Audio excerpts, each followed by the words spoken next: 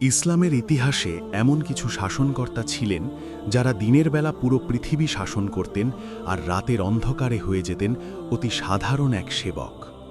আজ আমরা শুনব ইসলামের প্রথম খলিফা হজরত আবু বকর সিদ্দিক রাদিয়াল্লাহু আনহুয়ের জীবনের একটি গোপন ঘটনা, যা উন্মোচিত হয়েছিল হজরত উমর রাদিয়াল্লাহু আনহুয়ের অনুসন্ধির সূচকের সামনে। এই কাহিনী আমাদের শেখাবে লোক দেখানো ইবাদত নয়, বরং লোকচক্ষুর আড়ালের কাজই আল্লাহর কাছে সবচেয়ে প্রিয়। হজরত উমর ফারুক রাদিয়াল্লাহু আনহু লক্ষ্য করলেন, খলিফা আবু বকর রাদিয়াল্লাহু আনহু প্রতিদিন ফজরের নামাজের পর মদিনার এক নির্জন প্রান্তের একটি ছোট্ট জীর্ণ কুঁয়ে ঘরে প্রবেশ করেন। কিছুক্ষণ পর তিনি সেখান থেকে বের হয়ে আসেন। ওমর রাদিয়াল্লাহু আনহু কৌতূহলী হলেন। তিনি ভাবলেন, খলিফা প্রতিদিনই নির্জন ঘরে কি করেন।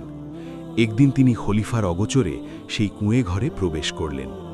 ভেতরে ঢুকে তিনি দেখলেন একজন অতি বৃদ্ধা মহিলা বসে আছেন। মহিলাটি ছিলেন অন্ধ এবং পঙ্গু। তার চারপাশ একদম পরিষ্কার পরিচ্ছন্ন।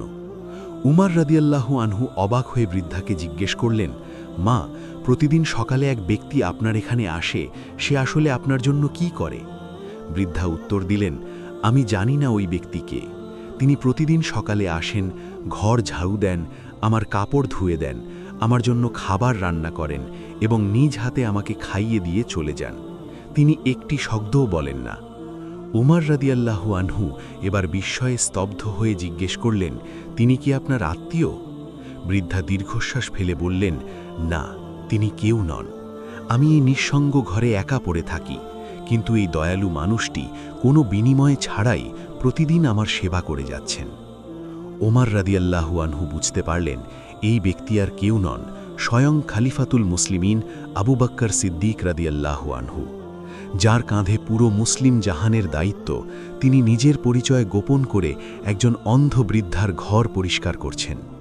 ওমর রাদিয়াল্লাহু আনহু কান্নায় ভেঙে পড়লেন এবং বললেন, হে আবু বকর, আপনি আপনার পরের শাসকদের জন্য মানদণ্ড এত উঁচুতে নিয়ে গেছেন যে আপনার সমপর্যায়ে পৌঁছানো আমাদের কারো পক্ষেই সম্ভব নয়। বন্ধুরা, এই কাহিনী আমাদের শেখায় যে বড় বড় পদবি নয়, বরং মানুষের সেবা এবং নম্রতাই হল একজন মুমিনের আসল পরিচয়। হিকমা গল্প এর এই আয়োজন যদি আপনার ভালো লেগে থাকে, তবে একটি লাইক দিয়ে আমাদের উৎসাহিত করুন। ইসলামের এমন আরও হৃদয়স্পর্শী ও অজানা কাহিনী নিয়মিত শুনতে আমাদের চ্যানেলটি সাবস্ক্রাইব করে রাখুন, আর ভিডিওটি আপনার বন্ধুদের সাথে শেয়ার করে সওয়াবের অংশীদার হন। আল্লাহ হাফেজ।